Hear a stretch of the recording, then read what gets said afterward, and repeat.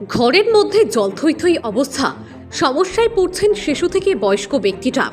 অভিযোগের আঙুল পৌরসভার দিকে। মঙ্গলবার রাত থেকে বঙ্কে শুরু হয়েছে বৃষ্টি, যার জেরে বারুইপুর পৌরসভার বিভিন্ন ওয়ার্ডে জলমগ্ন অবস্থা।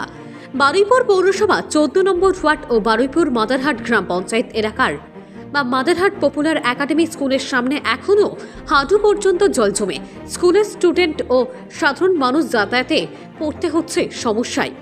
বারুইপুর পৌরসভার 11 নম্বর ওয়ার্ডে বিভিন্ন জায়গায় জল জমে রয়েছে। ওই ওয়ার্ডের পৌরমাতা অর্চনা ভদ্র বলেন, সপ্তাহে একদিন দুদিন করে এলাকার ড্রেন পরিষ্কার করা হয়, কিন্তু এলাকার বাসিন্দারা বারবার অভিযোগ করে চলেছেন ড্রেন বা নালা পরিষ্কার না হওয়ার, যার ফলে অল্প বৃষ্টিতে এলাকায় জলমগ্ন হয়ে যায়। এলাকার মানুষের ঘরের মধ্যে জল ঢুকে পড়ছে।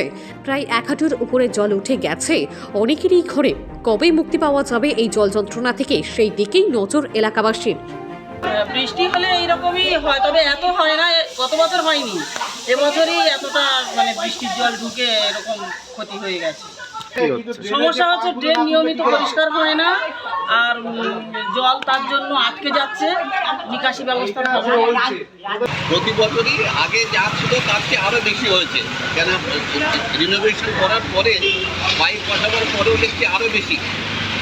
এবং প্রত্যেকটা বিশেষ করে আমাদের এই মাদারহাট স্কুলের সামনে হওয়ার ফলে বহু ছেলেপুলে তারা পরীক্ষা দিতে বা পড়তে অসুবিধা হয়। আমরা সাধারণ মানুষ যারা আছি, বাজার করতে যেতে, ছোট্ট একটা বাজার আছে, বাজারে যেতে বা অন্য কোনো কাজ করতে সবটাই আমরা বিপর্যস্ত।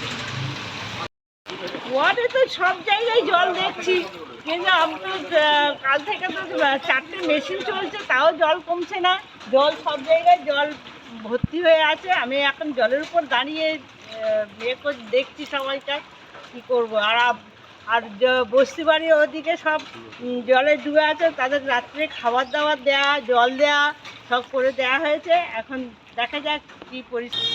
এখন আমাদের বারুইপুর পুরসভার 17টা ওয়ার্ডের মধ্যে 3-4টে ওয়ার্ডে কিছুটা করে জল জমে রয়েছে। আমরা পুরসভার তরফ থেকে প্রায় 8খানা পাম্প আমরা চালাচ্ছি এবং গতকাল থেকেই সেই পাম্প চলছে। গতকাল রাত্রে জল কিছুটা কমে গেছিল, আবার আজকে সকাল থেকে বৃষ্টি শুরু হয়েছে, সেই জন্য পাম্পগুলোকে আমরা কন্টিনিউ করছি। আমরা আশা করছি যে বৃষ্টির পরিমাণ একটু কমলে আমরা সব জলটাই বার করে দিতে পারবো। ড্রেনেজ ব্লকেজ সেরকম নেই, কয়েকটা ওয়ার্ড নিচু জায়গা যেখানে প্রতি বর্ষাকালেই সেখানে জল জমে, রাস্তা আস্তে আস্তে অনেক উঁচু হয়ে গেছে। সেই জন্য কয়েকটা ওয়ার্ডে, যেমন 14 নম্বর ওয়ার্ড রয়েছে, আমাদের 10 নম্বর ওয়ার্ড রয়েছে, 4 নম্বর ওয়ার্ড রয়েছে, এই ওয়ার্ডগুলো একটু নিচু। আমাদের যে সমস্ত ওয়ার্ডগুলো, যে 12, 1, 17 এইসব ওয়ার্ডের চাইতে ওই ওয়ার্ডগুলো নিচু হওয়ার জন্যই জলটা জমছে। এটার জন্য কোনো ড্রেন ব্লকেজ কি ড্রেনের কোনো অসুবিধার কারণ নেই। কোন কোন ওয়ার্ডে মোটর চলছে?